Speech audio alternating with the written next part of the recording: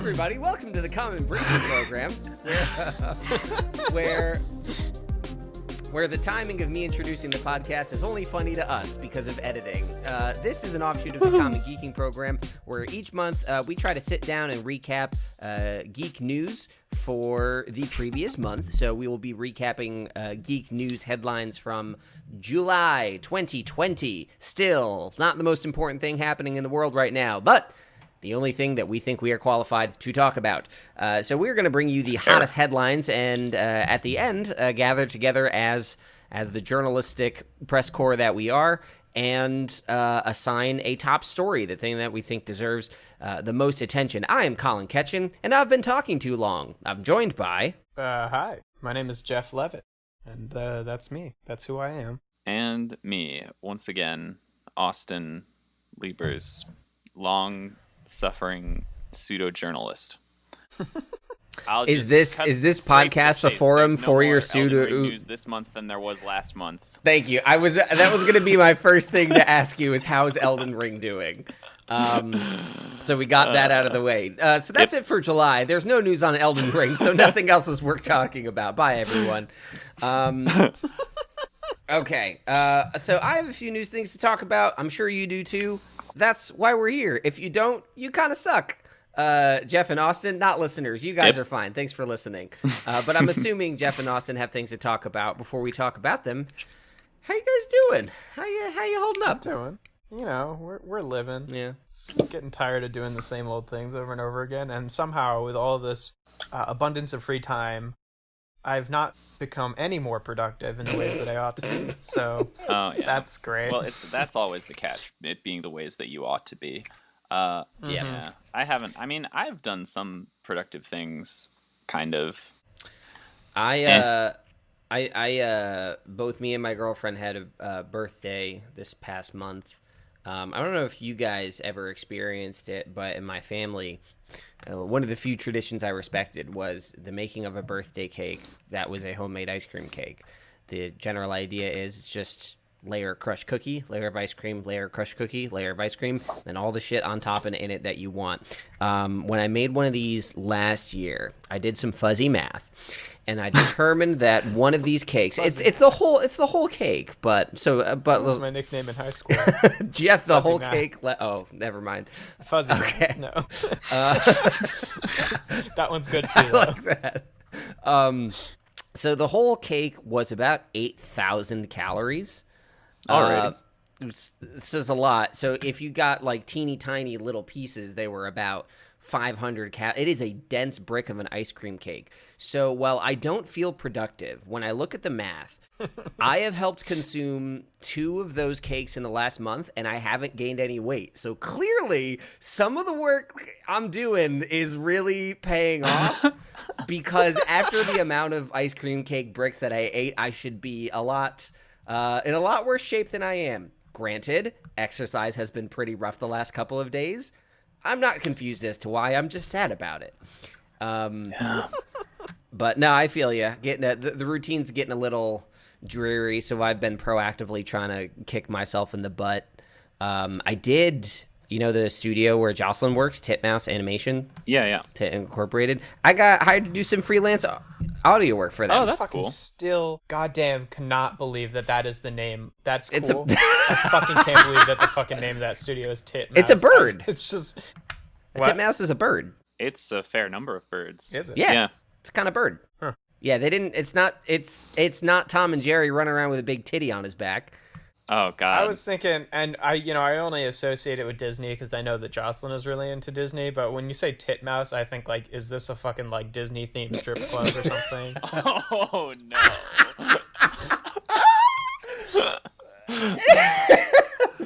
I hate that. Yeah. Yeah, I'm not into it either. It's I just hate it. my association, Yeah. word association with it. So I have managed to, I think, They'll make pull a myself... man out of you.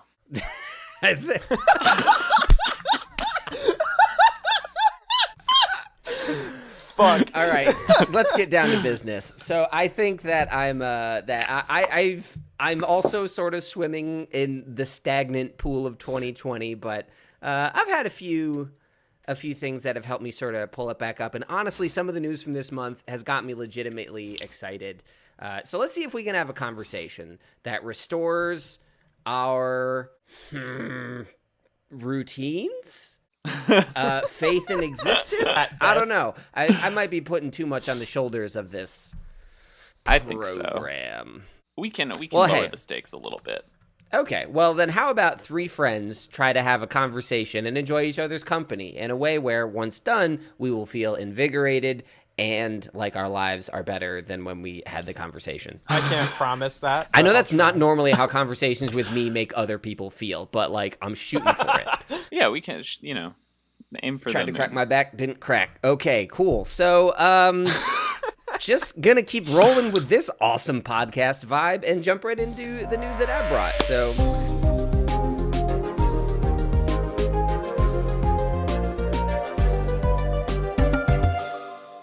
I'm gonna talk about 2 or 3 things. I should just talk about it instead of listing the number. We don't need a table of contents. So the first thing I want to talk about, because I promised I was going to talk about it, and we have notoriously litigious fans. I mentioned that this past month in July that I'm making a linguistic tense nightmare for myself. I'm talking future and past in the same sentence. So I mentioned that Halo Infinite would be revealed in July. It is now after July, and Halo Infinite has been revealed, which is dumb because it was already revealed. We just didn't know anything about it. And then they told us some stuff about it, and I still don't know anything about it. So it's been kind of a mixed bag where... on July 23rd, Microsoft held a games showcase where they were like, hey, here's all the games, not that other people are making, but that we're making, because they're coming out with a new Xbox this year. And the general idea is it's not going to have anything exclusive to the platform. You don't need to upgrade. They're treating it like computers and smartphones, where it's the better version. So if you want the best Xbox, you should get it. But if you don't get it, like, you're fine. You just don't get the best Xbox. So a lot of people use that as a reason to say, well, this console is garbage because it doesn't have the exclusives that Sony has.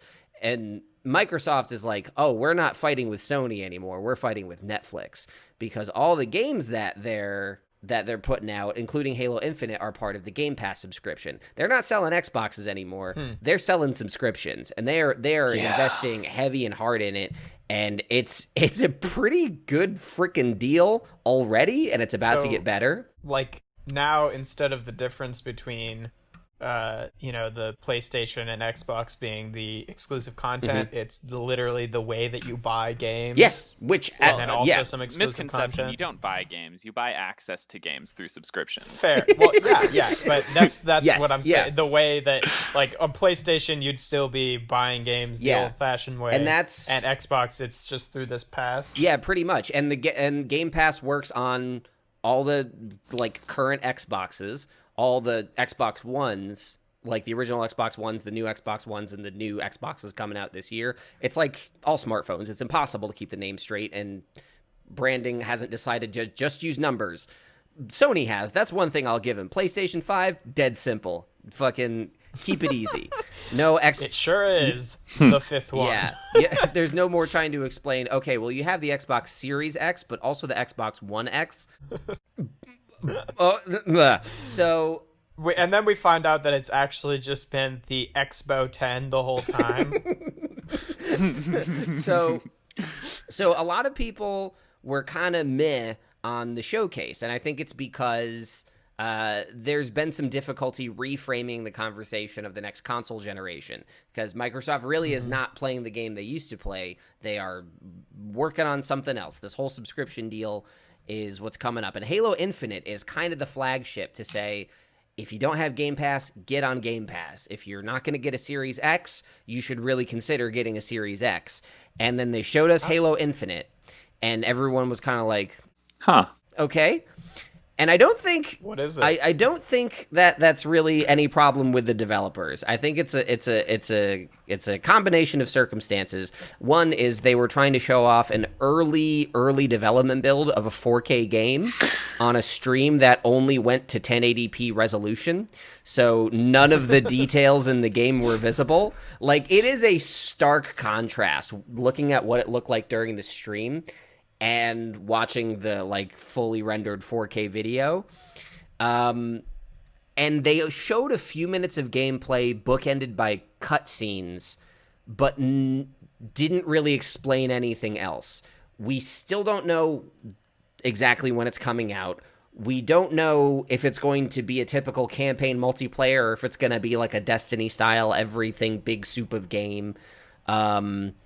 We know that the multiplayer will be free to play, but only because it was leaked by toy companies, and then 343 Industries, the developers, confirmed it. But a lot of people kind of took Halo Infinite to task, saying like, this looks like the old games, and they were like, you've been telling us to go back to the old games style, and we did. And everyone's like, but it looks bad. Wait, sorry, just to backtrack a little bit. What does the multiplayer being free to play mean if you only acquire it through a pass? So you don't you play the multiplayer even if you don't have the pass? That seems to be the implication. This is what I'm saying, where like we still don't know a lot about it. I mean, we know basically what it looks like. We know that it has a bigger campaign. We've seen some new guns. We know that it's pulling stuff from one of the spin-off games, but like, literally, Halo multiplayer free to play is all we know about the multiplayer. That's it. Like, but because you have the subscription, they wouldn't just like say, "Oh, yeah, it's free to play, but you need the pass to play it." Right? Yeah, because technically, if you have the pass, everything is free to play. Yeah. So the way Game Pass works though is you can subscribe and get access to all these games, but like you can still just buy the games outright if you don't want to subscribe. So I think that the way that's good. The free to play is going to work is that whether if you neither buy nor subscribe to it, you'll still be able to play Halo Infinite multiplayer, because I mean that's kind of the way things are going. Fortnite, you don't have to pay for it; you can just pick it up and play on anything. And this is easy for Microsoft to afford because it is an exclusive. So they, they control everything about it. Yeah, they can put all the money they want into it. They have complete control over the platform, so they can do whatever they want to make it appealing, but they're not talking about it. I think what they showed us, it looked fun. Like the 5 minutes of gameplay I saw, I was like, this feels good. It feels like a mix of some of my favorite Halo games. Concerned about a few things, excited about a few things. But I can't get too excited because I still feel like I just don't know anything. I think if you take the time to read through the comments of people hating on it, it's the same hodgepodge of conflicted fandom opinions that you'll see with just about anything. Some people saying, you shouldn't sprint in a Halo game. We've had sprinting in Halo for literally 10 years now, more than half of the franchise's existence. And then other people saying, like, you shouldn't have gone back to the way things were before. And so there's no winning there. But really, truly, honestly, I think what they got to do is put it out there. And I think COVID and remote working has really, really put a damper on them. They've mentioned it several times that it's been, like, a difficult adjustment. So where they usually have, like, a year-long press release plan, I think the pandemic shot all that to shit. So really, I still don't know a lot about Halo Infinite, and I really wish I did because I want to play it. And that's it. That's that. I wanted to be able to say so much more about this game, but I'm just kind of. I'm not upset. I'm just frustrated and impatient at this point because it's been. That's fair. It's been 5 years. Like, it's not like bad news. It's just not much news. Yeah. It's like I feel like I got hyped up a bit, and whatever. They did announce though that they've been testing their own game streaming products like Google Stadia. It's just been Project xCloud is what they're calling it, and they're just going to bundle that in with the higher Game Pass tier, which I already have. So like you'll be able to just cloud stream your games, including games like Halo Infinite. Like they're really trying to make it so you can do whatever, whenever, wherever, even if you don't buy an Xbox. So I like the strategy, but show me it's about games. Let me see the games. I want to play the games. Yeah. So Got to get them games. Got to see the games. yeah.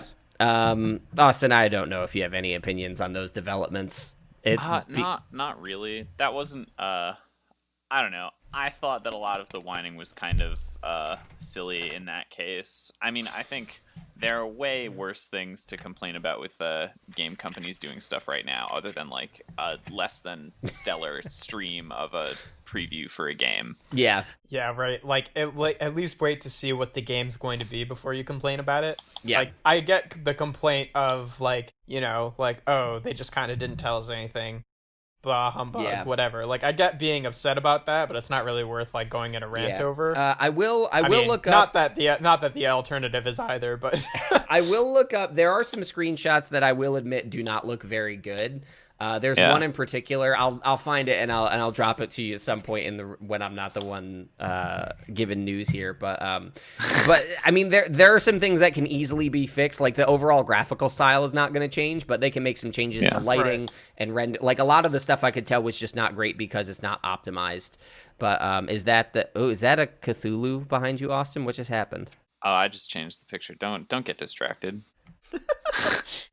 The second thing I want to talk about is Star Trek. This one's going to be quick. There's a new Star Trek show coming out. For that cartoon. Yeah, right? This week. Star Trek Lower Decks. It's series creator Mike McMahon, who's a producer and writer for Rick and Morty and Solar Opposites, both of which are shows I very much enjoy. It is actually made by Titmouse. They do the animation. I have no connection to the show. But I might make that misleading on my resume going forward. So with Star Trek Lower Decks, it is a comedy set somewhere after, I think a year or two after the last Next Generation movie before Star Trek Picard. I don't know how much that's going to matter, though, because it's a comedy. It is a straight-up comedy about the least important officers on the least important ship. I was wondering, like, how hard... in the canon it is. From what I understand, from what I've been reading from interviews and hearing about the show, is it's very steeped in canon. It's very chock full of Easter eggs. But it doesn't seem like that's going to be the premise. It seems like that's the backdrop. Right. Yeah. But I'm wondering if it's like in the canon the same way. I mean, this might be like a personal interpretation kind of thing too, but I'm wondering if it's like in the canon the same way that like Deadpool is in like the X-Men movie canon, where it's just like clearly Deadpool's in that canon, but that canon does not include Deadpool. You know what I mean? Yeah. No, I get one you. way. I get you. Everything we see makes it seem as though this is completely canon. They say it is. Okay. They've said some misleading stuff before, but never about whether or not something is canon. I think the only... I'm just wondering like how tonally and like, you know, cartoonishly realistic it's going to be in comparison to... Well, that's the fun thing about Star Trek. We've been asking ourselves that question for 50 years. I think the only other... Well, there's only one other animated instance of Star Trek so far, which is the animated series. Not canon, right? Came out in the 70s. And that isn't canon, right? Technically, no. Just because... I mean, there are some straight-up canon violations in it. I don't know if, like, CBS has... Yeah, but there are in the actual canon shows, too, aren't there? Sorry, what was that? There are canon violations in the canon shows as well. Yeah, but those are more like... Those are more tantamount to, like, retcons. Like oh, these writers didn't know what they were doing. I think legitimately the animated series does stuff that just does not fit within even the original series understanding of things, which it wasn't supposed to. This was before the franchise blew up. This was when they were just like, ooh, can we make more money off of this? Though, you know, it was like part of the thing that they were throwing at the wall in the actual, and the live action one is the one that stuck. But so this will be the second animated series, the trailer made me laugh out loud like a couple times. The clip from like the beginning of the first episode made me laugh out loud a lot because a character got drunk and swung around a Klingon sword screaming, "Worf, Worf, Worf, I need honor." And I'm like, that's what we all think about this stupid fucking show anyway. It's so nice that they just came out and said it. It seems to be the same kind of inappropriate and irreverent humor you'd expect from Mike McMahon, but that comes out as of this airing. It will have come out yesterday. For me, it comes out in 3 days, and I am very excited. They also announced that Star Trek Discovery Season 3's premiere will come right after this. So starting this week, I have a new episode of Star Trek every week for 23 weeks, and I'm so pumped. Yeah. Jesus. I have never had this much new Trek ever. And it's great. It's still not as much as... They're releasing it weekly? Yeah. It's going to be week. Gotcha. Oh, Austin stood up in the monster picture. It's scary. Oh, God. Okay, Austin's back. Thank you. But yeah, that's kind of a big deal for me. Really like it so far. Hoping the show is entertaining. They also announced, we knew that it was coming, but there's a Star Trek kids show that's going to be on Nickelodeon, a CG show just for kids called Star Trek Prodigy. No idea how that... Is that canon? No clue. All we know is it's called Prodigy. It's going to be CG and it's on Nickelodeon. So, who knows? Are they trying to... It's the Joe Camel of Star Trek. No, but that sounds like they're trying to take like the little Einstein watcher demographic there. That's probably, yeah. I mean, hey, with Paw Patrol canceled, people are just swooping in, trying to scoop up those viewers. But yeah, I don't know. It's Halo and Star Trek are easily like my two biggest fandoms in which I actively participate, and I'm very excited for Star Trek, and I want to be more excited for Halo, and that is my angst. Yeah. I will be more excited for Halo, inevitably. I just have very little to be excited about yet. I've talked for longer than I expected. I was going to talk about Carry On. I don't know if you have any interest. No, please do. I would love to talk about Carry On with you. This is an exciting time. So what the fuck's Carry On? So it's a Steam game, but Microsoft, when it dropped on Xbox, it's not on PlayStation yet. So because Microsoft was like, give us money, and it was like, we'll give you money, put on Game Pass. So Carry On came out on Game Pass. It is a game Checks out. that I never would have bought if it wasn't on Game Pass, and I played it, and it's a reverse horror game, where you play as the monster terrorizing a facility. Oh. You play as a big red tentacle monster. I'm listening. You break out of containment and you roar and scream and you eat people. And you run around trying to break out of the facility by blowing stuff up and eating people. And using creepy powers to accomplish those first two things. Exactly. And it's a really slick, fun game. I beat it the other day. It is it plays... What kind of... Is it like... Is it 3D? It is a 2D side scroller, like 16-bit art style, but it is not 16-bit sound. Let me tell you, they have some pretty high fidelity horror screams of people. There's literally a dedicated button to roar and growl. So you can just run into a room and go, and everyone just starts screaming bloody murder, and it's like really everyone loud. Who's not just pointing a gun at you. Yeah, that's true. It's not super hard. It's kind of like a fun, puzzly game. The progression works like a Metroidvania, where it's these open areas, and then you get stuck, and then you have to go find an upgrade, but it's a lot more linear. So I guess it's just like a really tightly built platformer that feels more open than it actually is. And it's not really even a platformer because the movement is so fast and fluid. Your tentacles just fling all over the screen. You don't have to jump or anything. You just sort of it feels like putting a slice of butter in a heated pan and sliding it around to grease it. That's how it feels. That's how smooth the movement is in this game. But it is legitimately creepy, legitimately fun, legitimately gross. And Austin, I will not spoil anything, but has an ending that makes you go, okay, kind of fucked up, and I want to see more. No, I'm looking forward to it because since even the first flashback sequence started or flash forward sequence started, I'm not sure at this point really. I've wondered I don't know where the gameplay takes place in the timeline of the story, and I want to... It becomes clear. Yeah, I hope so. That would be a terrible story if it never became clear. But no, it's a super fun game. It's on Steam. It's not that expensive. If you have an Xbox, it's on Xbox. It's super duper fun. I really, really enjoyed it. I've been... getting a little tired of some of my games lately, and that's one that jumped out at me as pretty exceptional. Fun little game. Yeah, and super fun. And once I beat the game, I want to try to get as close to a pacifist run as possible on it. Yeah. Because like the first game through, I'm tearing people apart. I'm eating shit. I'm destroying drones that I don't have to destroy. Mhm. But like, well, I think there are legitimately people that you have to destroy.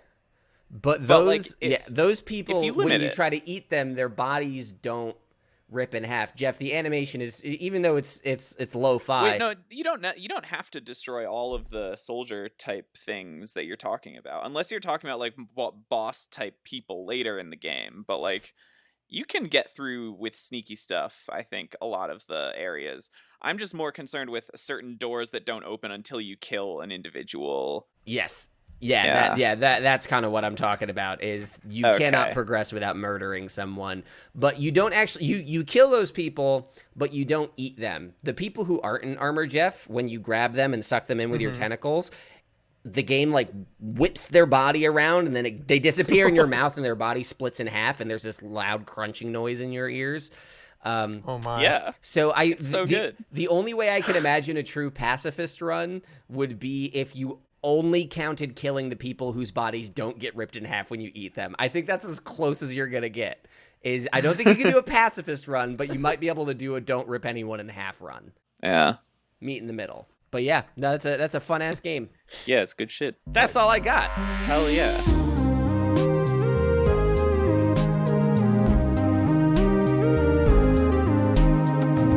I'm gonna kick it over to Jeff. All right. I've got a couple pieces of Transformers news that are pseudo-related.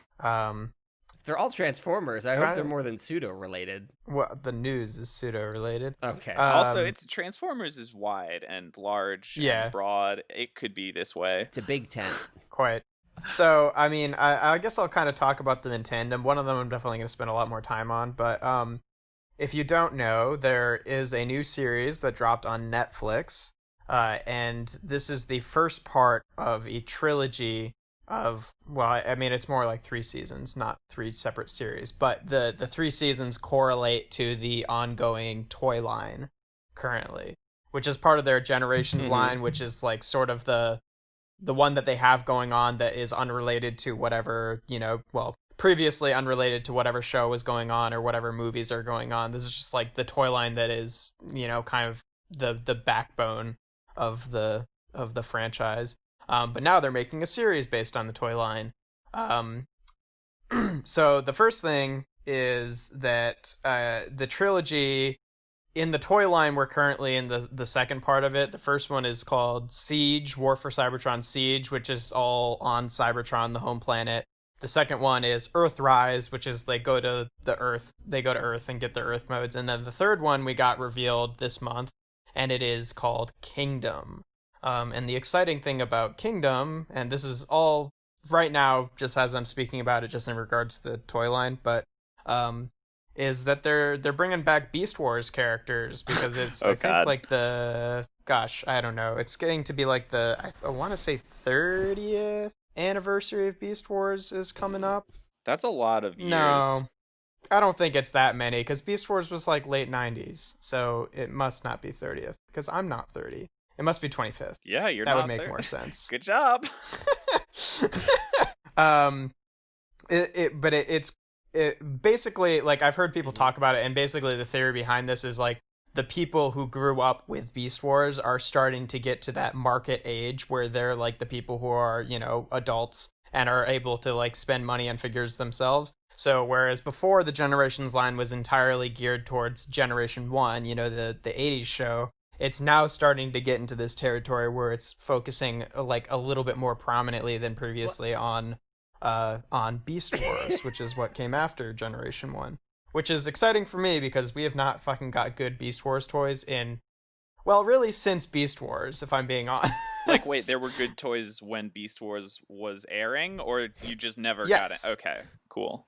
Yeah, no, Beast Wars I think was kind of the start of modern engineering in Transformers, because like the product line was like losing a lot of money, which is when they always kind of decide to like shift things up a bit. Yeah. So for a little while, they like shifted the Transformers brand and they sold it to Kenner instead of Hasbro.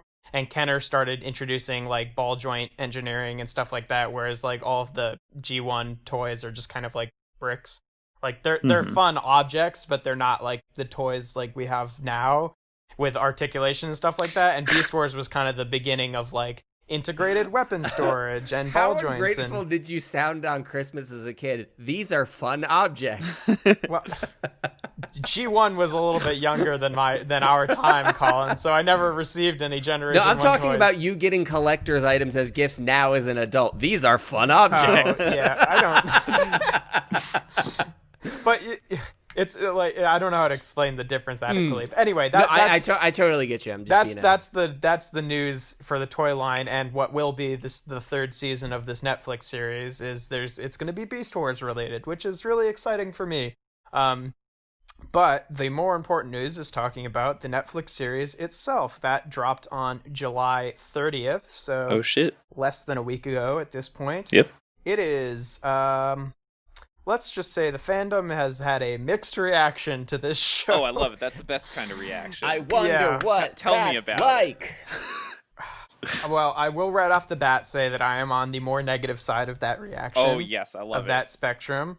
Oh, speaking of mixed reaction, look, this is... Oh my goodness. Yeah. That's a gorilla. So listeners, I might post something. There's...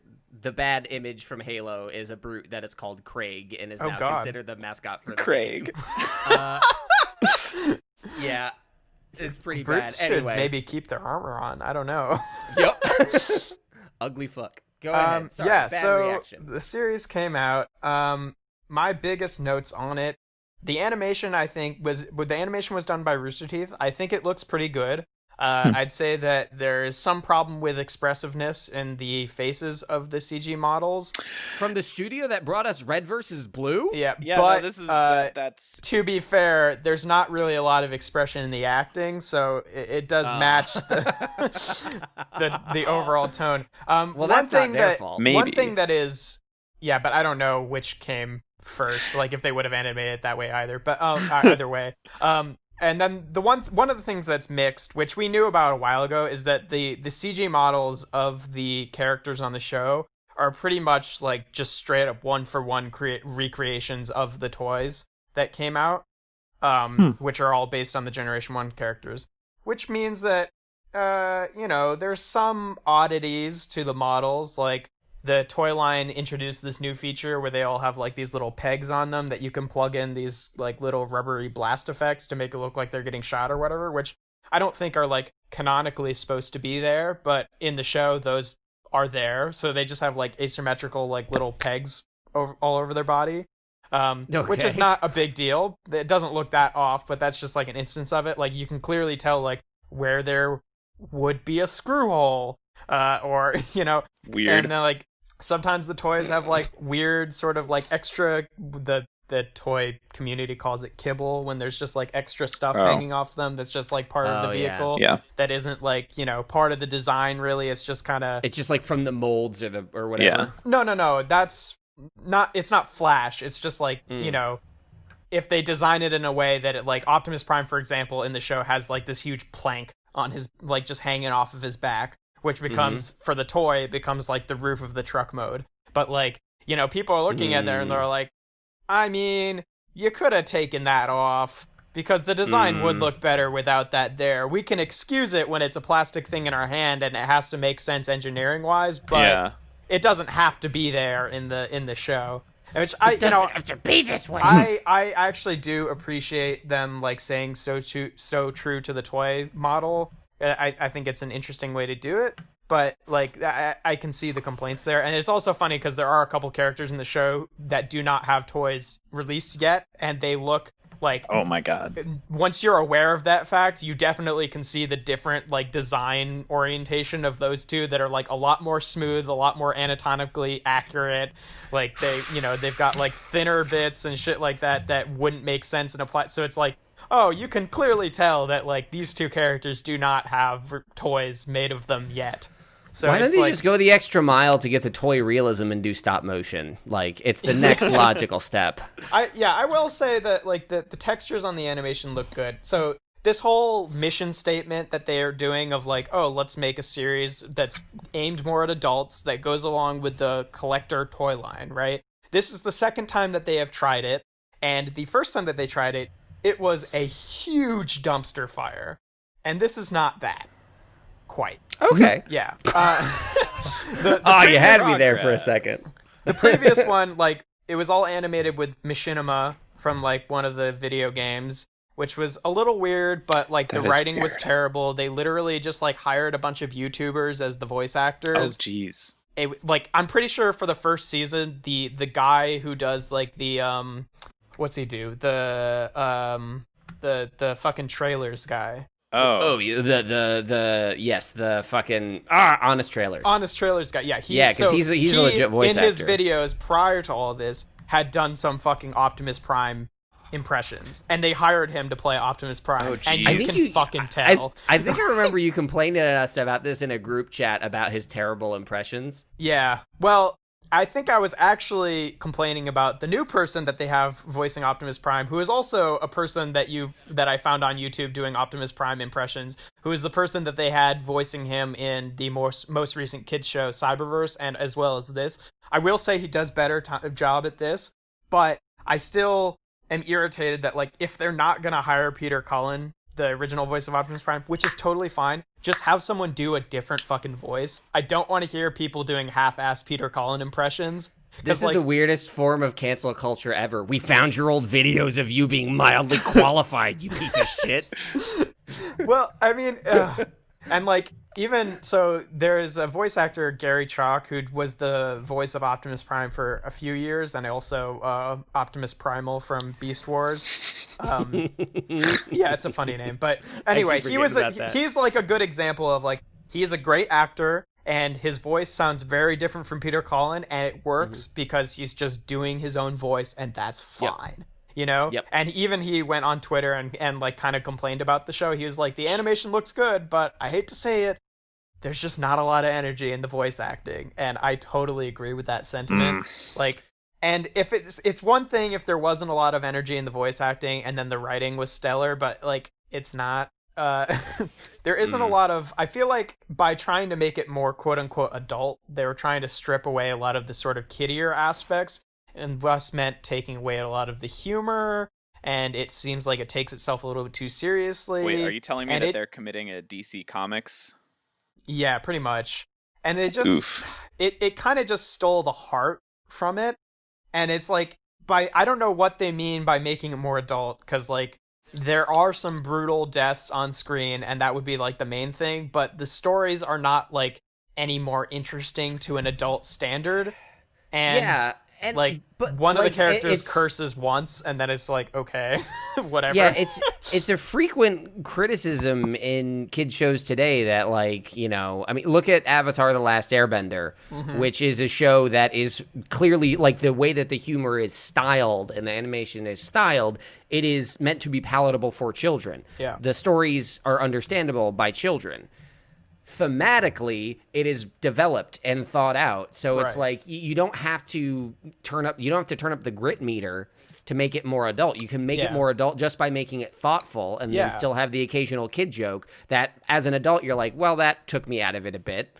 But like, you can have your cake and eat it too in that way, by not oversimplifying it and thinking that adultness, maturity in a show is tied to one specific attribute. Right, and like, it's a common mistake. That is like, that pretty much sums up like my harsh feeling towards it, is that like, it, by striving to be more adult, like, it gets away with some brutal on-screen deaths, but like, for fuck's sake, there was a murder-suicide in Legend of Korra, so like, I don't know, right? Like, like, I don't even know if that is like way above the standard of what's appropriate to show to children. And one of the characters says ass once, which is like, I'm not complaining. I don't need a bunch of swears, but it was kind of like a weird moment, especially since it didn't continue, because it's just like, are you just saying that because you could? It was like in the Shadow the Hedgehog game where it's like rated T for language, and when you die, sometimes he says damn. Yeah, yeah, exactly. No, but I mean, also, like, you can compare it to other shit, like fucking Steven Universe and Steven Universe Future were fucking riddled with war crimes that are addressed as war Yeah. crimes and shit. Right. Like, And like those are kids shows and they have thoughtful stories, but like they dialed up the grit in this show, but they didn't make the stories any more thoughtful. It like seemed Still far just- less thoughtful oh, no. than actually like a bunch of the series that are much better shows in my opinion that already exist from Transformers. And I mean, yeah. that's you rough. can also kick it back. Like, look at Land Before Time. That movie yeah. is man. heartbreaking. It is about extinction. Yeah. And you see a kid's parent die. And as a kid, like, people are so concerned that, like, kids aren't going to understand all the moral implications of these things. And it's like, no, but they're going to get the story. When Yeah. they're adults, they can Well, get, I like, think you're not there's- going to fry their But brains. that's the thing, though, is that like all these shows and movies that you keep talking about, right?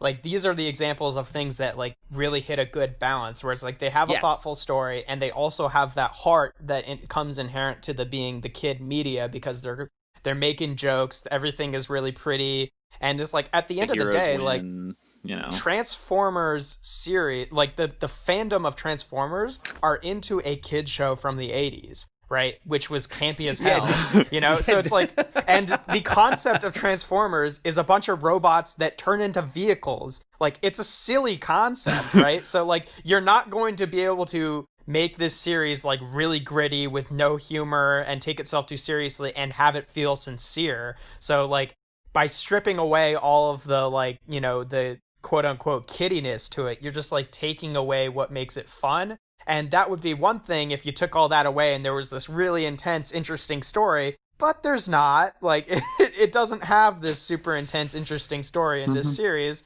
It like follows a lot of cliches. The characters don't really have a lot of consistent motivation. They have since they're working with the CG models the CG models are based off the toys, it's basically repetition of the same, like, I don't know, like 15 character models. So you've got like all of your main characters that are those bodies, and then everyone in the background is just like that guy, but a different color, even with the same head and face, which is like, it's rough. I'm hoping that Hey, animators, we simplified our manufacturing process and we can pass the savings on to you. Yeah, like there are just more clever ways that they could have done that, I think, because like, you know, even in like Transformers Prime, right, like they have a generic Viacon that is just like, oh, this is just like, there's an army of Decepticon drones that are really easy to kill and the Autobots just slaughter them all the time and they're not really like overly sentient, and it's just like, it's explained in the canon, and it's like, overly sentient. What? we don't need to talk this a about the fucking sliding Viacons. Yeah, no, definitely. Consciousness is not Yeah. a binary phenomenon. I don't think. Consciousness and sentience are also not synonymous. Right, but like you can conceive of consciousness as like a superlative sort of sentience where you have awareness of a self rather than just of things around you. Okay. I could accept that as the framework for overly sentient. Yeah. I can't imagine just waking up and being like, oh, I feel so fucking sentient today. Holy shit. I wish. That's every day. But yeah, I don't know. It's so That's Austin's galaxy brain life experience. Not again.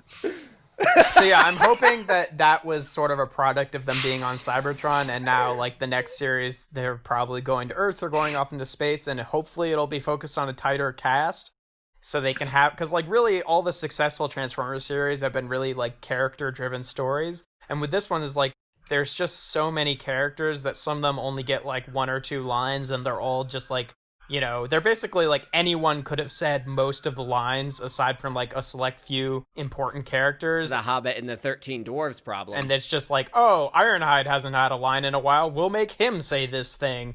But there's like no character behind it or anything like that. Yeah. So, yeah, I don't know. I have a kind of a hard time understanding what it is that people like about it. It does have some interesting references to G1, and it does feature a lot of characters that have not been used for a while, but like, does it really? Like, they're physically there, but it doesn't really use them. So like, I don't know. Yeah. Like the people who have been saying good things about it have been like, oh, this is a great reference. In the first episode, it opens with Bumblebee and Wheeljack, and that's the same two that it opens with in the first episode of the G1 show. And I'm like, yes, I do appreciate those kind of references, but it doesn't carry the show for me. Yeah, and I guess to an extent that's maybe like I have my cautious optimism about Lower Decks. I'm excited about. I like what I have seen, but I often worry like, is it going to be that same sort of thing where by trying to totally shift the palette, is it going to break? And I mean, I think you and I are both used to being part of fandoms with disappointing installments.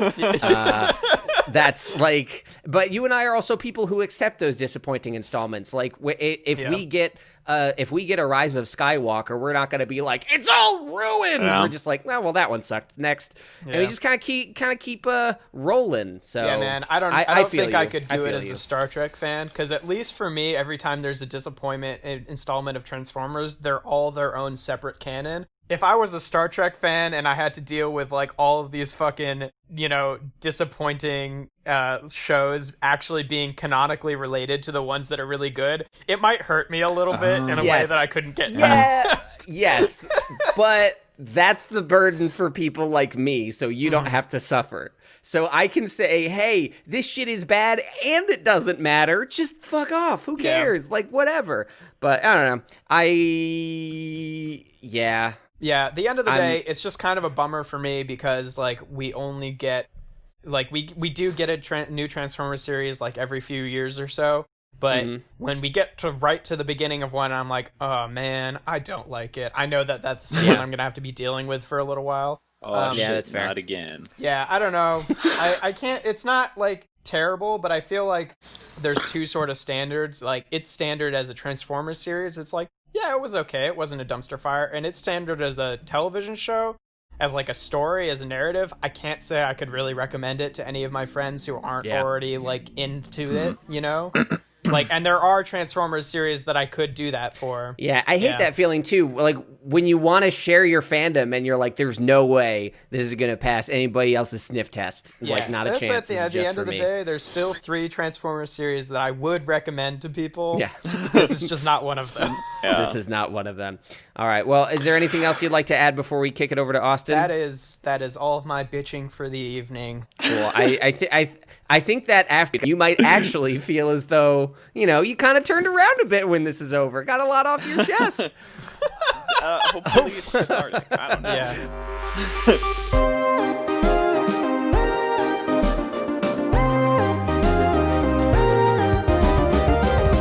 All right, Austin, what disappointing installments do you want to talk about? Well, yeah. So we're gonna talk about some disappointment and then some more nice stuff, kind of, maybe. We'll see. Ooh. You'll understand. Ended it on a good note. So the disappointing stuff for me, I don't know if it'll be disappointing to you, and I can imagine other people actually really enjoying some of this stuff. But this past month was not as exciting in a lot of ways as the previous 2 months for stuff going on with Wizards of the Coast and D&D. But we got some more news. And first, I think, is the more disappointing news. So remember how a month or two ago we were talking about how Wizards was going to errata stuff and release new versions of books to be less racist. Thanks for pulling the mic to be less racist. No, they're still doing it, but they're releasing those books as part of like collector's editions of the books and stuff. So it's going to be like. Oh, I thought you were gonna say they released the books and they're only mildly less racist. No, but the issue here being like as collector's editions, they're more expensive versions of the book. So it's like, we're putting out a little bit of nice stuff, but the community is largely still going to be working off of the material if they have access to it. Oh man, see, I thought they were kind of like doing a paradigm shift with the way that they were doing it. They're turning their race war into a class war. We have enough of this already. It's all like, do you know if the new versions, like when they eventually go to like, I don't know, like fucking 6E or 5.5 or whatever the fuck, like, is that going to be going off of the less racist paradigm? No, I imagine that they will be using like the more like realistic, going to say, in this sense, characterization of race in the future. but like for the when they're like, yeah, we're gonna release the new player's handbook and stuff without any of this shit about how your character has to be evil because they're a goblin or whatever. Like, it doesn't really help if they're like, actually, we're only releasing that for our high-paying Yeah. customers. You're in But yeah, you have that to was pay kinda a higher price to not be racist in D&D. And all the people who, wouldn't have been convinced until they read it are definitely not going to fucking jump on that boat, right? And if you pay us enough money, we'll stay not racist. Anyway, so I don't know. That was kind of disappointing to me. That But, is you know, disappointing. I have no idea how long they want to keep using 5th edition because it seems like it's doing very well. I think for the company, that this is their MMO platform like that. Here's the framework. Just keep churning shit out forever. I mean, that's what Halo Infinite's going to be. It's just like, hey, one game, build on it. WoW is still the game that came out in 2004, Yeah. But then on less of a frustrating note in terms of like just basic decency, Wizards released an interesting Unearthed Arcana last month. I don't like the word That, interesting after the other included- words you just said. Well, so here we'll get to it. This one was a bunch of new feats for characters to take, which is still technically an optional rule. You can get a bunch of different bonuses and stuff instead of raising your character's stats every 4 levels. But these feats that they included they're a lot more flashy than a lot of feats that are just in the player's handbook in the DMG. Maybe I don't remember what's in what. Anyway, yeah.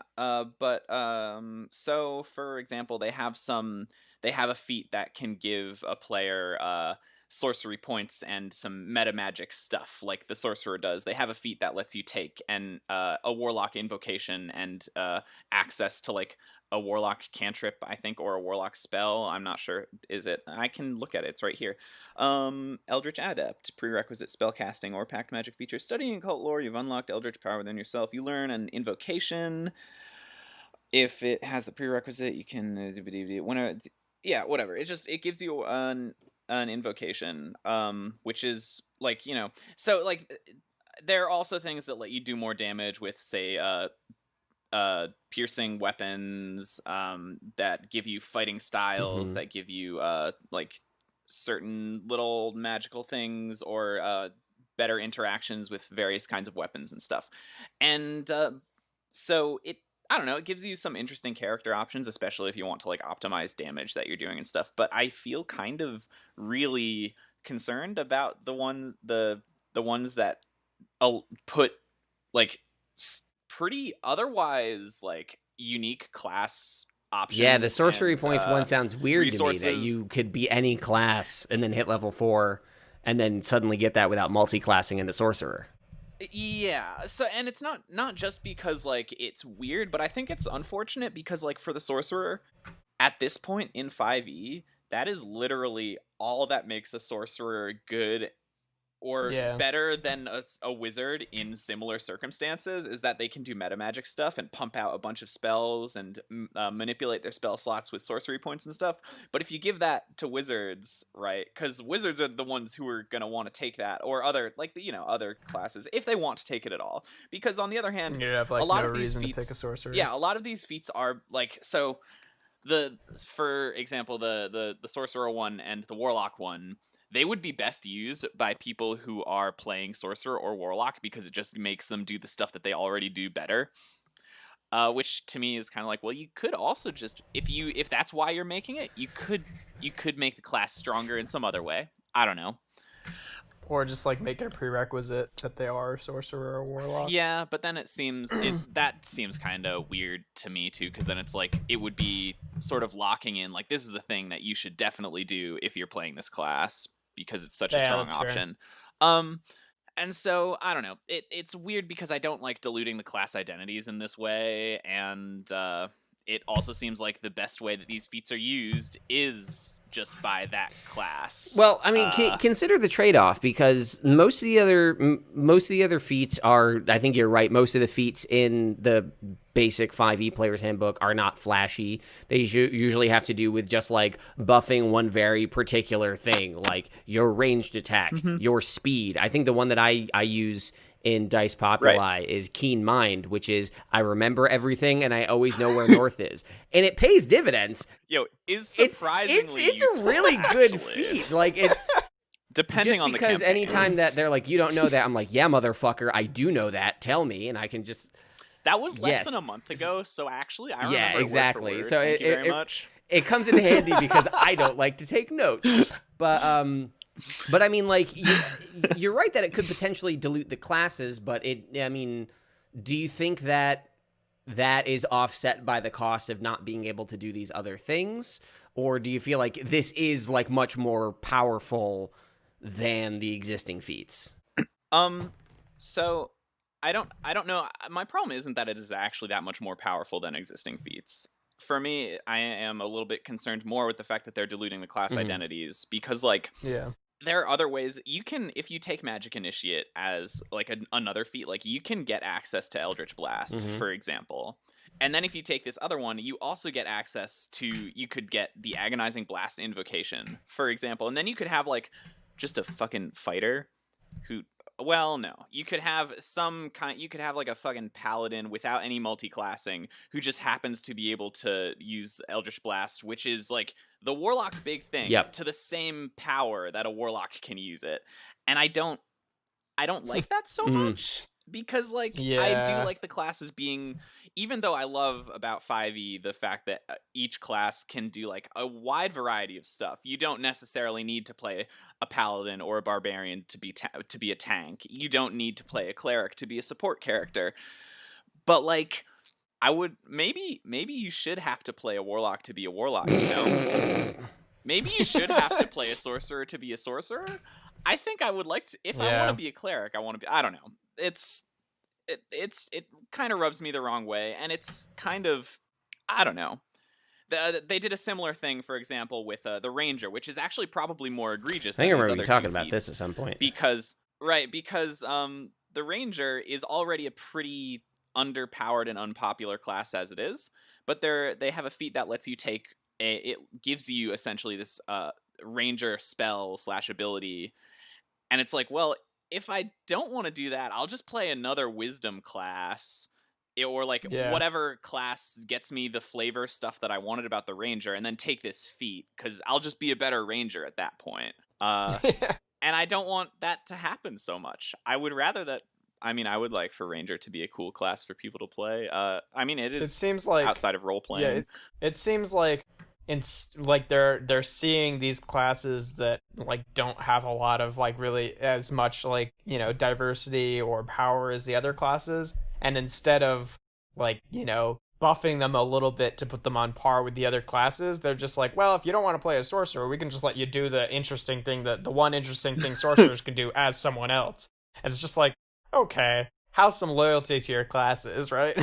Yeah, and it's weird to me too, though, because like they just released some stats on like what people are playing essentially in adventurers leagues, right?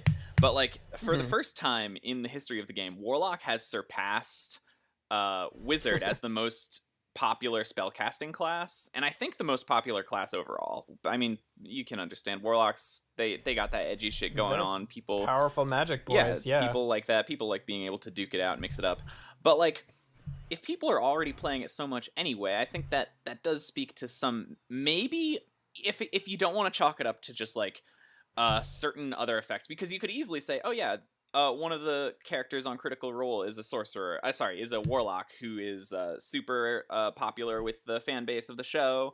That could influence what people decide to play. They've also thought like maybe the fact that the wizardy class in Destiny is called Warlock has contributed to people choosing the Warlock class in D&D. There's a lot of shit that was going on at Wizards of the Coast. They're like, yeah, we're not exactly sure what accounts for this whole thing, but like, it doesn't seem to me like you should respond to that by saying let's that give kind Warlock stuff to everybody. that kind of hits on the head though. Why?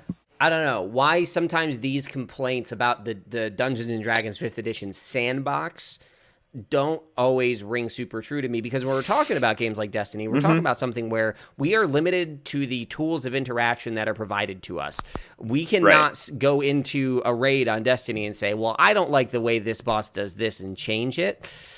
I mean, you know, D&D is, it's flexible to the point where, just like in Monopoly, you can say, this is how free parking works in my fucking house, so you got to deal with it.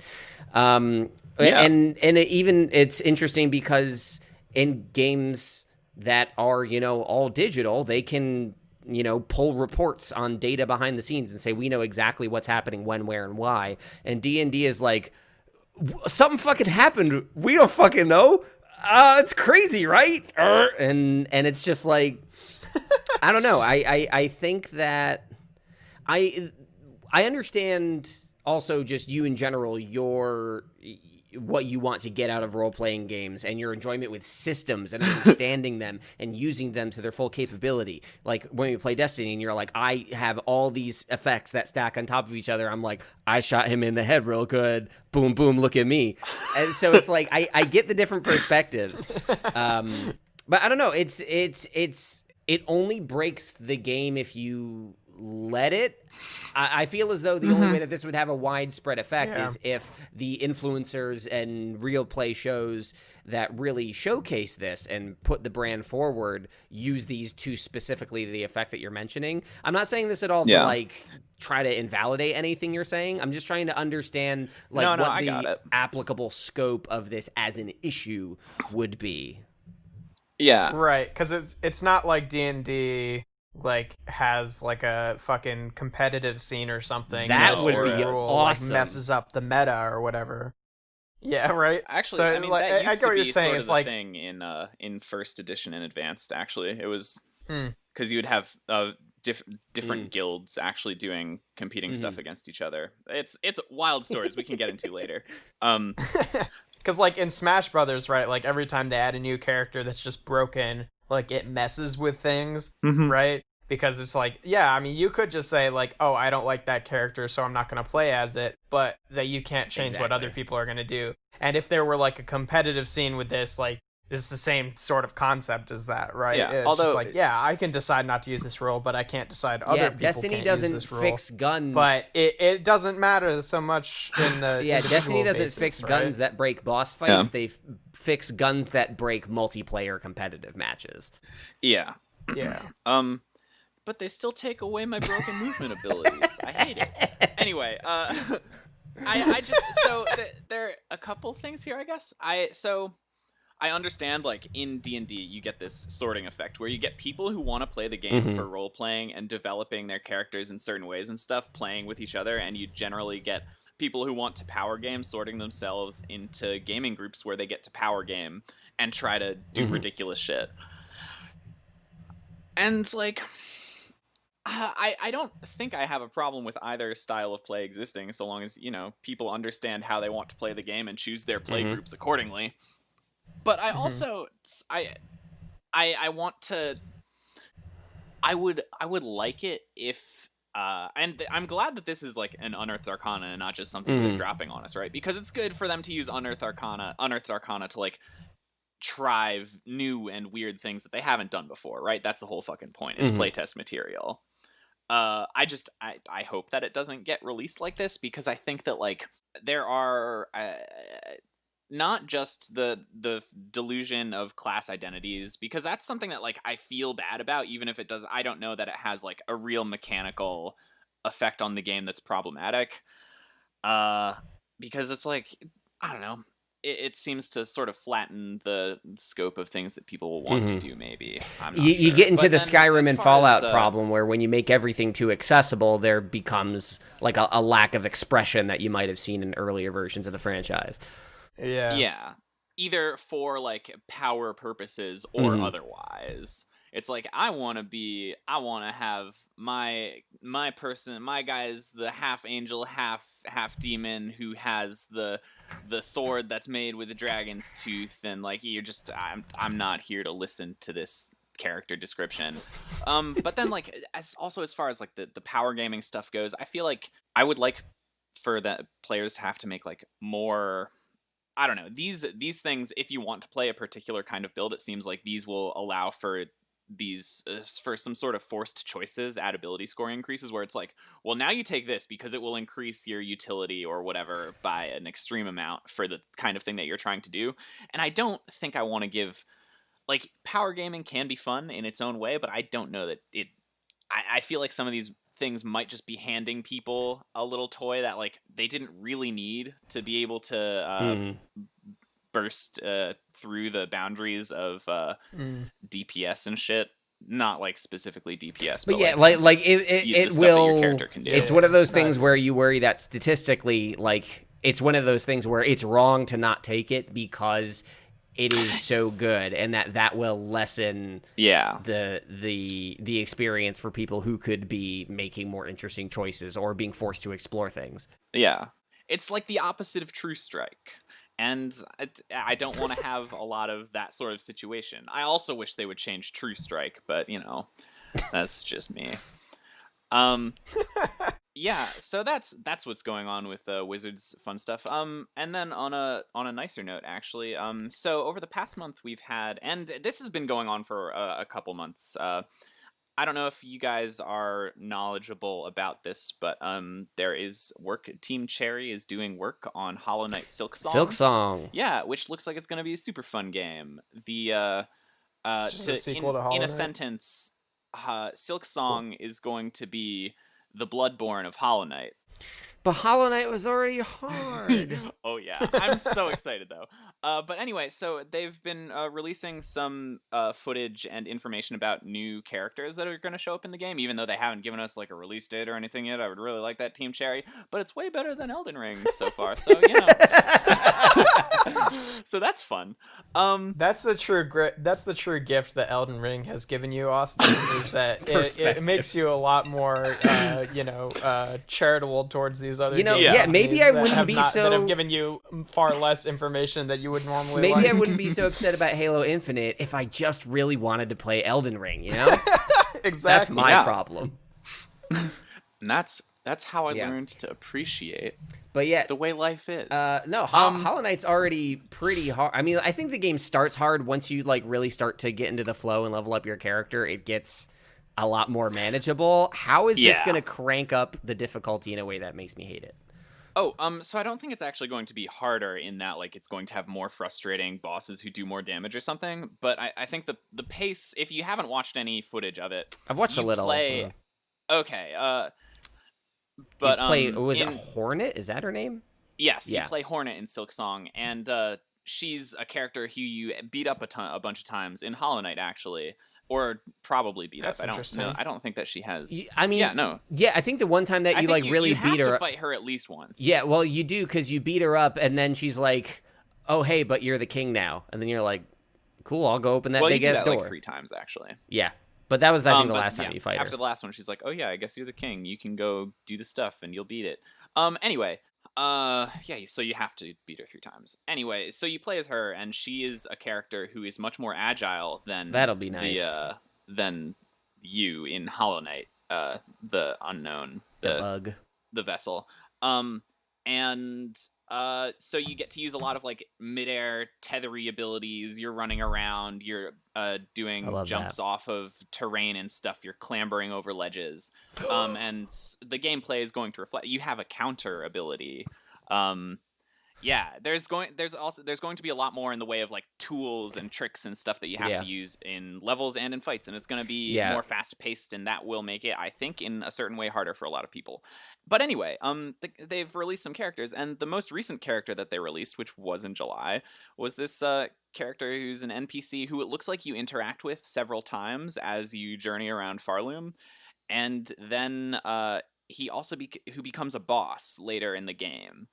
And it's a fellow pilgrim to this land, along with many of the other NPCs, Seth looks like they sort of they get it, since we don't know too much about like what exactly is going on in Silksong as per like the actual plot of the game and the story, other than like some very contour things about it. It seems like he makes his way to this place, and then he starts being influenced by this like curse on the land, or this voice of something that's controlling stuff, and he becomes a boss and guards this part of the map that you have to get to. But more importantly, I think is Seth is he's a cute little bug character who it does horrible violence to you until you beat him. And but there's an interesting thing about this is that the characters that Team Cherry's been developing, and well, that they've been working on, and this has been a thing since they had the Kickstarter for Hollow Knight, is that these characters are like the patrons helped design them. They're like named after some of the people who were in the original Kickstarter for Hollow Knight, and I imagine some of that extended into Silksong, because that was part of the same Kickstarter project as a bonus. People who kickstarted the original at a certain level get this game for free. But this one is interesting because it looks like he holds like this really important central role in the land, and also it's kind of unfortunate because the character that helped Seth the character is named for the non-Team Cherry designer, a fan who's this young man named Seth Goldman, who is unfortunately terminally ill and died relatively recently. Whoops. But it was kind of nice to see that he like his character got into the game with his name, and even though he's never going to get to play it, like, you know, he got to do this thing that he wants, and now he gets to have his name stamped on what I imagine is going to be like an extremely lauded and well received game. I don't know. It was a nice little piece of news, I think, just because. I mean, not great for Seth, but it's really nice of Team Cherry. That's a fun. Those are always the kinds of Easter eggs that you want to see. The heartwarming kind. Do you think that they made him that they made his namesake a more important character for that reason? Yeah, I don't know. I don't think. Well, it's possible. I don't know too much about it, except that they had been hooked up with Seth because he was a fan of the original Hollow Knight, and this sort of not Make-A-Wish, but like a Make-A-Wish type foundation reached out to Team Cherry about the kid, and they're like, oh yeah, sure, we'll do this. Gotcha. So they might have had this important character, like, we have to have a character who does this stuff, and this kid will help us make him, something like that. I imagine, but I don't have like a confirmation on the exact process. That's fair. That's cute. I will say after playing Hollow Knight, a lot of my complaints are like the early game is very punishing, like extremely punishing, and as you get through it, it becomes easier, even though there's more stuff to worry about, just because you get so much more stuff. But the mobility was such a big thing. Like you have to assign your what are they, seals? Yes. Is that what they're called? So like the individual perks that you put on your badges, character. Like, I don't recall. We're talking about. Yeah, we're talking about character choice in D&D, and this is an instance where I was always loading so many of my resources into just being able to move faster and get out of the way of shit that was coming at me, that knowing that the game will be faster. I don't know. Obviously, the whole game is being designed around that idea, but I look forward to a game where I don't have to worry about those choices, and I can instead focus on assigning those to things that have to do with combat, because I like games that move more fluidly and that move quickly, which is why I like Carry On, because again, you're just all over the goddamn place. I it's think amazing. That the movement in Silksong is not going to be you're not going to have to devote resources to allowing yourself to be able to do the special movement stuff so much. It looks like that's like basically part of the gameplay. You might like unlock stuff in that you find a power up in the same way that you do in all Metroidvanias, but it'll be like a permanent thing that you just have once you get it. Very cool. All right. Anything else you wanna toss in there before we render our verdict? It was a quiet month overall in these terms.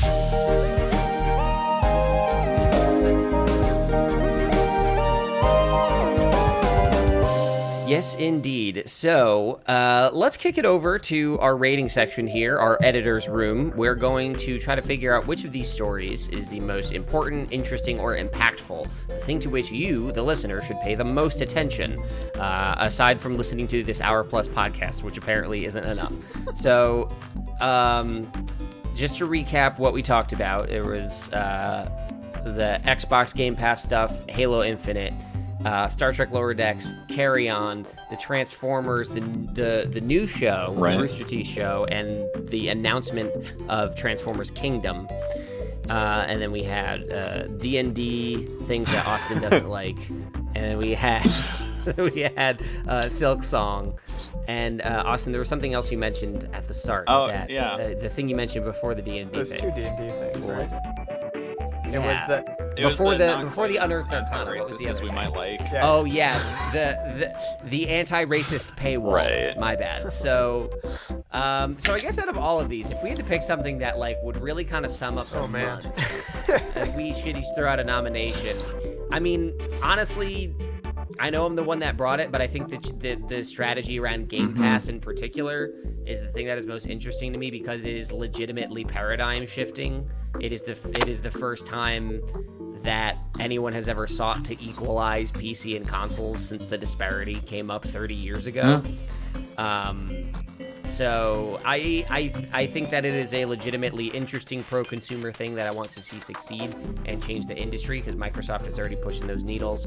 That's the thing that I think is the most broadly reaching story and what I want to pay the most attention to.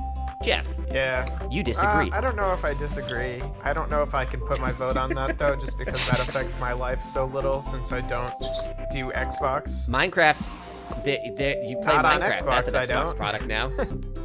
But that's the whole point, is that Microsoft is letting everyone do So what everything. difference does it make?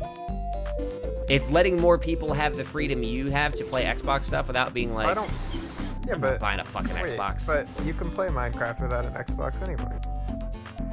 Yes, but what they're doing is moving the rest of the industry toward that as like. You still the wait. standard. Don't you still have to have an Xbox to get to do the Game Pass? Nope. No. Well, then No, what are you you'll be able to fucking stream playing it. on? You could stream it to a phone or a tablet, or you could play it on PC. Oh, that's Please do not interesting. stream Halo Yeah. on your fucking tablet. Yeah. I thought it was just. Yeah. I thought. Two. See, maybe I misunderstood. My understanding of it was if you had an Xbox, you get the Game Pass, and basically you don't have to buy games. You just. That is true, but they're also lumping in their cloud streaming Oh. thing, and the service applies to PC as well. And all the games that they put out on Game Pass on PC, they also put out on Steam. So no matter what, you get the games. It's just you finally get to choose when and where Yeah. and how. That is interesting. I still don't think it'll affect me personally, because like Yep. most of the. I mean, Darn it. I'm not sure I feel very strongly about anything else this month, so I might be willing to toss it that way anyway. Fucking, I think Pity the vote. thing that I feel, well, I mean, aside from my own stuff, the thing that I feel most strongly about is the lack of effectively changing the racist structures in D&D, but I don't know if that's like, it's not really a story, it's just like, hey, you remember that story we had a little while ago? That's not really a thing Yep. anymore. Well, yeah. Well, now I feel good about actually deciding to make that our top story. Previously, is because now we get to see it Was followed that up was and that be like, last month or the month before? I think that was last month. That was the episode that recapped. Yeah, because I think it's kind of funny that way. 'Cause it's like, oh, June, the top story is, oh, D&D is getting a little less racist, and then July, the story is, never mind.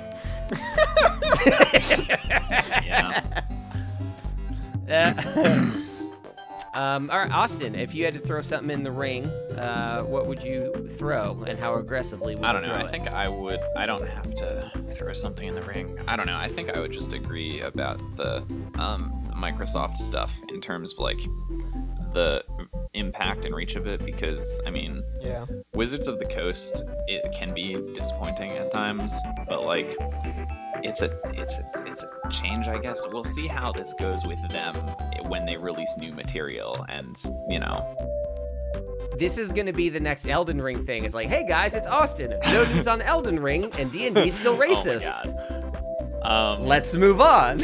But also, like, you know, it wasn't going to be the case though that like Wizards of the Coast is changing a bunch of text, and then suddenly everyone in local game stores all around the world was going to change the way they act and stuff. Yeah. It was always a smaller part of, I think, a much larger number of changes that are happening. So I wasn't. Yeah. I don't know. That makes sense. And meanwhile, Microsoft potentially changing the game buying and owning mechanisms is important, even if. How much does the Game Pass cost? The cheapest version is $10 a month. The $15 a month will get you like the cloud streaming And what's the cross-platform stuff. What's the difference? The basic one is if you have a PC or if you have an Xbox, it gets you the games. The $15 one gets you the games, the online competitive, the streaming, the both platforms. So basically, wait, the cheaper one, you choose what it applies to? Like, if you've got an Xbox, it's like, okay, you can get games for Xbox, but it won't apply to your computer. Correct. And if you Yeah, choose it for yeah, your that's computer, exactly then it. it won't apply to whatever gaming system you have. That's interesting. And yeah, but the Game Pass Ultimate is the $15 one, and at this point, that's the same amount as Netflix, and I think I use Game Pass more than I use Netflix, so that's embarrassing. Like, at this point, it's the same price as a subscription to World of Warcraft, but with far more games. Yeah. That's funny. Yeah, that's always the interesting thing is when games are like subscribe to just this game, and then Fallout 76 just went on Game Pass, which I like. It really rough start for that game, but like it has its own subscription, so I could subscribe to Game Pass to get Fallout 76, and then subscribe to Fallout 76 inside of it. Economics are getting fucking stupid. It's always been stupid. It's getting stupider, but these are the problems that we will have to solve for. So I guess in an episode where the energy never got above where it started, Yeah. we are going to reluctantly select this as our top story, is the changing landscape that Microsoft is driving, because they are not selling Xboxes Woohoo. anymore. They're selling Xbox Game Pass, and that's how it's going to be. So there's like really going to be no Sony new and- Xboxes? Is that the idea? No, there are going to be new Xboxes, but it's not going to be like, hey, here's the new Xbox. You better Fuck buy all the it. games you have. Oh, I see. Like all the games that are coming out on the Xbox Series X this fall will be available on PC and the old Xboxes. But it's like iPhones. In a couple years, they won't run on the old Xboxes Gotcha. anymore. Like they're just gonna push it forward like Interesting. that. So it is interesting, and I think it's generally pro-consumer. We'll see. I'm also really bought in and super wide-eyed about it. This could go wrong in a billion fucking ways, Yeah. so can't wait to see. Anyway, judging on the tones that we all have right now, Yeah. that about wraps it up, and we're all about to take a nap. So I'm about to turn my fucking air conditioning back on is what I'm about Yeah, to do. I'm feeling that. oh yeah, fucking me too. Actually, I have to take out a bunch of garbage, so I'm about to get right into the ball soup out there. So thank you for I listening. hope you appreciate the lack of background noise, listener. I am fucking sweltering away over here for you. Same. I'm so Here, sorry. listener, let me show you what I've spared you. Give me. Is my AC not on? Yes, it is. So, listeners, this is what you could have had, and now I'm going to close the episode like this because now I'm feeling selfish. So we're going to be back. We're going to be back in 2 weeks. Jeff, I think we know what we're talking about for our next episode. The Last of Us 2 thing hasn't materialized, but we got something else in the We hopper. sure do. Oh, this is And a it's long one. The most recent thing we could possibly be talking about. Yeah, so in 2 weeks or so, Jeff is going to be leading an episode where we chat about The Legend of Korra, because it's going to coincide with Legend of Korra dropping on Netflix for the first time, because Avatar: Last Airbender recently went on it. I just, for the first time ever, finished Legend of Korra because I was streaming it on CBS All Access, because I'm the only person in the world who has CBS All Access. So I finally got caught up. But for those of you who like it or haven't gotten around to finishing it, I'm really excited to have that conversation. And then we'll be back next month with another episode of the Common Briefing Program, where we tell you that there's no news on Elden Ring. So, Yep. So I have been Colin Ketchen. You can find me online at Sonic Colin K. Why would you want to? I've been joined by... I have been Jeff Leavitt, and you can find me on Instagram that I have not fucking posted to for like months because it's mostly about art stuff, and I haven't been doing jack shit. But that's things I wish existed, and there's a dot between each word. I've got a YouTube channel, Alchemist Prime Reviews, where I do toy review type stuff, if that's of any interest to you, and if it's not, then I would not recommend that for you. Yeah, that makes sense. And that's that's my shit. You once made a whole person named Jasper out of garbage. Yeah. You could do that again. You named it Jasper. I did, didn't I? Okay, then maybe it's not named Jasper, and I'm just remembering what I called it. Austin. Yep, I have been and will continue to be Austin. I mean, you can probably find me if you really try, but I don't have any special social media accounts that I do any curating for. I mean, I'm looking at you, and you're literally a silhouette. Like, I can't even find you, like and we're talking. the fucking president in the Spy movie right now. Yeah. Yeah, I mean, you just gotta look closer. But yeah, I don't have anything interesting going on the internet, so. Cool. Well, hopefully next month we will be out of our slump. Who the fuck knows? We're going to get right back to it. Thank you all so much for listening. I hope this brought, if not some joy, then maybe some relatability to your lives. Please enjoy yourselves. Thank you so much. Have a good whatever it is you're having. I can't wait for more Beast Wars. About goddamn time.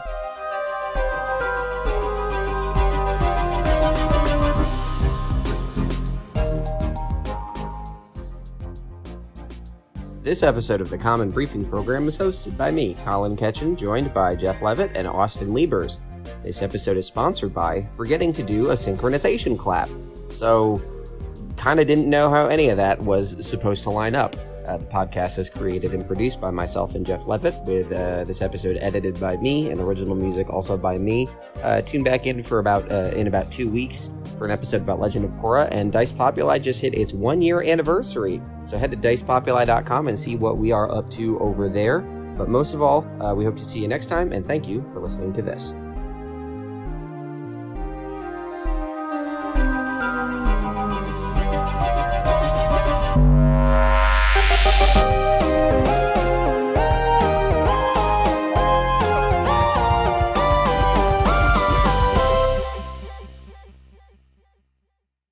So my laptop is on 64% right now, and it is plugged in. So I'm curious to see if during the duration of this recording, if it does in fact get to 69%.